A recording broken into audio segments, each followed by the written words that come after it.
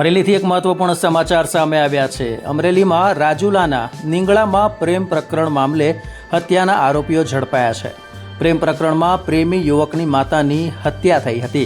પ્રેમિકા યુવતીના પરિવારજનો દ્વારા યુવકનું અપહરણ કરવામાં આવ્યું હતું। ત્યારે યુવકનું અપહરણ કરી કારમાં લઈ જતા અપહરણકારો પાસેથી યુવકને મુક્ત કરાવવા માતા વચ્ચે આવતા માતા પર ફોર વ્હીલ કાર ચડાવી દેવામાં આવી હતી। ત્યારે પ્રેમી ભાવેશ ભીલની માતાને કારમાં કચડીને આ રીતે હત્યા કરવામાં આવી હતી, જેમાં તેઓનું મોત નીપજ્યું છે। પ્રેમ પ્રકરણમાં નિર્દોષ માતાની હત્યા થઈ છે।